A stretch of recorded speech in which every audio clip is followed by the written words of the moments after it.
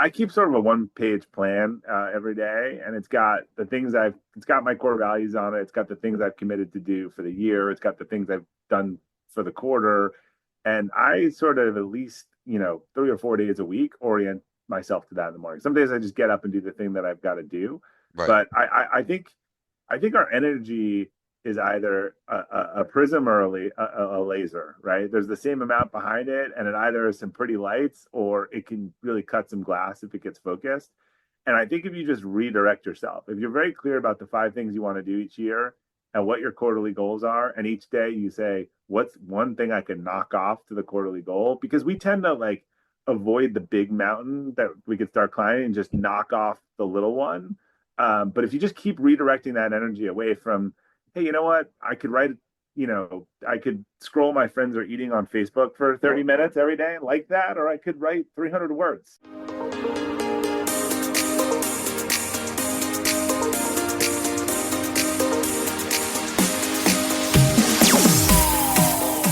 Ladies and gentlemen, we are back with the latest That Entrepreneur Show episode. You'll recognize this guy if you followed my podcast series from the beginning. We're bringing on the acceleration partner himself. It's great to see you. Welcome back. Thanks for having me, Vincent. It's good to be here.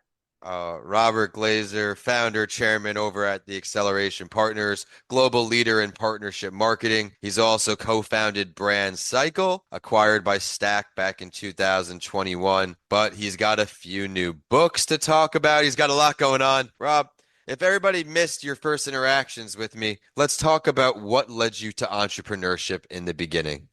I remember someone telling me, like, if you don't come work for my company and take this job, you probably are not employable. And he meant that as sort of a compliment. I think I was always someone who was trying to change things, make them better, wanted to do my way. And, that's often not the best or easiest thing to do as part of another company. I guess eventually I made myself unemployable, and that led to becoming an entrepreneur. I love it. Well, I know you're an accomplished entrepreneur joining the show, so I look forward to the insight you're bringing to everyone. What was the first company that you kicked off?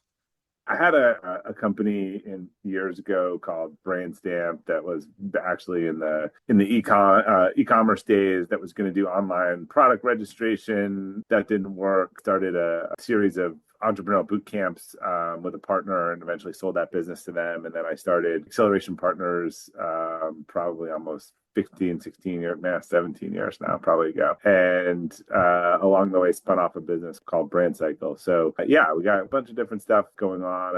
Did a nonprofit along the way. So I'm falling into that sort of classic ADD entrepreneur segment.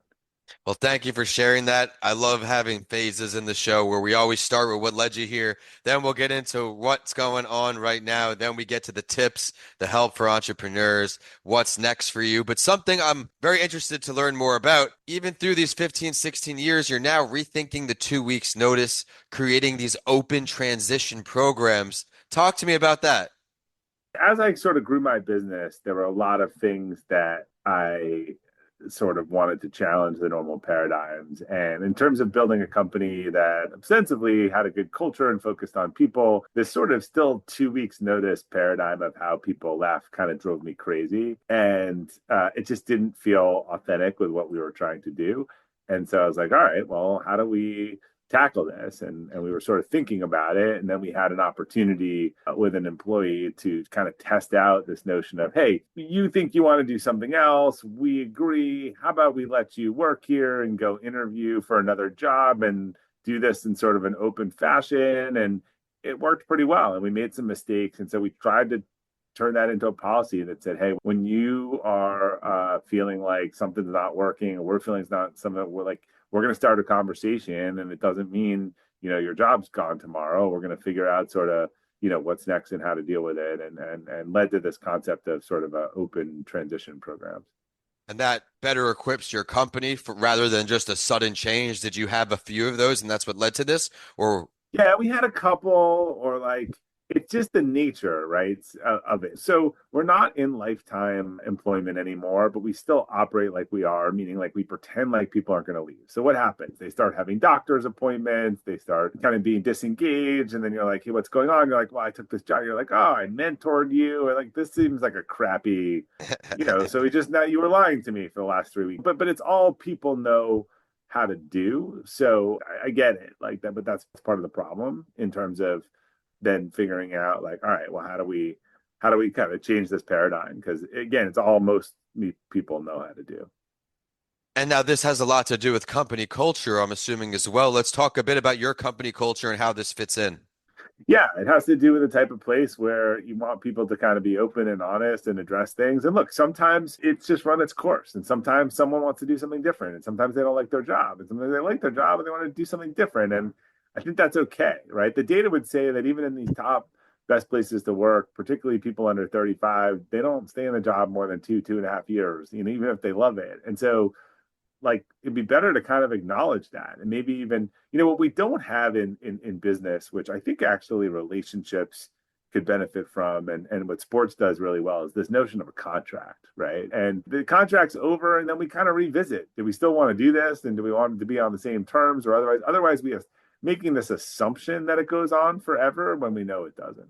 I'm putting that here in the show notes, just how this all relates. And you're 100% right. We're not in that, like my parents' generation, where typically many worked for one company Yeah, you're not for getting a 30 pension years. last time I checked. So Yeah, and slowly leaving the corporate world for when I'm hearing those in general, which makes entrepreneurship, I'm hoping, more attractive to any entrepreneurs out there, inspiring entrepreneurs. Before we talk a bit about your books, I want to talk more about this newsletter that you put out because I know you do it weekly and you have over 200,000 people on that list. I know the work that goes into newsletters. So congrats on that. Let's talk more about this newsletter to get some people hyped up listening on to get his contact info at the end and subscribe.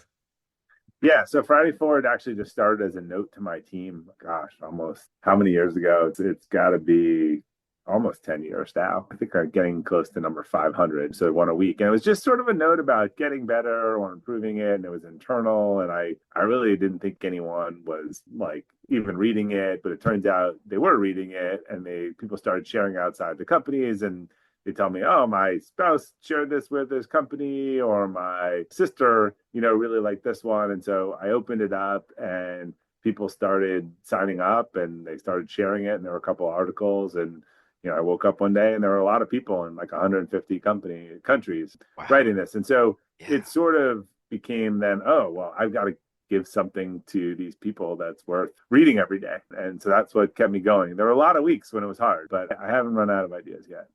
I love it. My show notes are going wild already. How a newsletter grew to 200,000. How does this all relate to brand awareness, your latest offerings? How do you coexist what you do plus the free advice? Yeah, so my purpose, which has just become clear to me over the last couple of years, is just to share ideas that help people and organizations grow. So if you look at all the things that I've done at my company or in it or outside, and you'd say, why is he doing all that? Why is he on this podcast or speaking at this thing or writing this book that's not going to make any money? It's like, hey, like I want to help make an impact. I like seeing organizations and people really meet their potential. And if there are some tips or tricks or frameworks to do that, and I have figured it out, or I've discovered it, or I've put some things together that have worked for me or others, then I inherently just kind of want to share that with as many people as possible. That's incredible. And that's what it's all about, giving the free advice back. Eventually, they're going to keep coming to you for more and more advice. And eventually, you may just be that client relationship. Now, as promised, everyone, we're going to get into the books. If you dig back into writing with authors, you'll see some early stuff. Let's talk about the first one first. First book was a marketing book about our industry called Performance Partnerships. And I kind of always wanted to write a book, and I hemmed and hawed on it. And I tell people all the time, I was actually at an event that I went to every year with a group of entrepreneurs where we kind of made commitments. And finally that year, I don't know what year, it must have been like 2016, 17, something like that. I was like, look, I'm going to write this book by next year. And I tell everyone it was actually that simple. I had hemmed and hawed about writing a book and what I'm going to do. And when I just changed the I'm going to have a book written by next year, it became, okay, well, how am I going to do it? Well, I started talking to agents and I started talking to hybrid book companies. I started talking to different things and figuring out. I started thinking about what I was going to write about and the topic. And it just put all the energy into doing it and then writing. And a year later, I had published that book. And that book really was the first book in our industry that kind of helped explain, what the industry was to people and not like a get rich quick scheme. And what's still pretty cool for me almost 6 or 7 years later is that book has kind of survived. As if I'd known at the time, maybe I would have done it a little differently, but it's become like the training manual for anyone who sort of enters the partner or affiliate market industry. People will come up to me like, "Oh, I read your book," or they gave me your book on day one. So that's kind of a neat thing. That's freaking awesome, man. Well, congratulations on the continued success. Did we talk about the latest book or do you have another one in you? Well, Rethinking 2 Weeks Notice launched this week. So I do have Oh, my next couple books laid out, though. One is written, I actually wrote a book called The Values Driven Life that'll come out next October. And I've been writing about core values for a long time. I have a course on how to figure out core values. People are always really interested in the subject. And I wanted to write a book on it because I've seen it have a huge impact for people, but I thought it would be kind of a boring book to write. And eventually I sort of got some motivation or I guess inspiration from Bob Berg and Patrick Lencioni. I was like, you know what, this might work as a parable. What if I did this as a story and showed someone who's actually going through this? So I had to figure out how to write fiction, which was a good challenge, but I'm really happy where that's ended up. And I think that book could really like unlock some key things for people. what was your biggest challenge switching to that style of writing? Excuse me.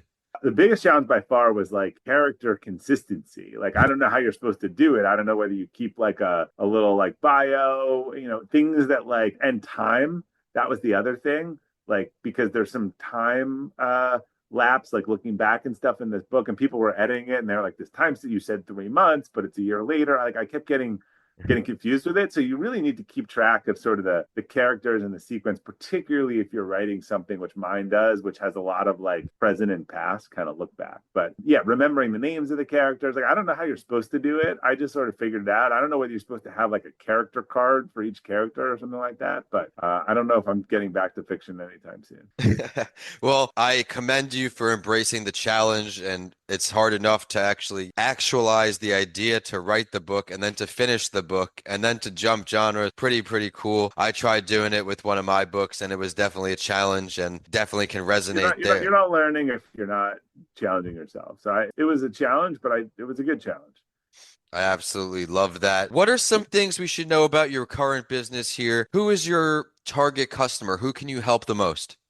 Yeah, I guess it depends on sort of what I'm doing. I think the for the average person, that sort of next topic of look, there's a bunch of things in workplace with elevate your team on sort of how do you build your capacity as an individual, as a leader? How do you build your capacity as your team to grow an organization? Again, double clicking on this, that I think one of the big unlocks for both is do I actually understand my core values and where they come from? Because if I do, then I think it's the ultimate decision making rubric. So if people are interested in that, book won't be out for a while, but I have a course that the book is sort of based on that walks people through how to figure out their core values, and that's just on my homepage.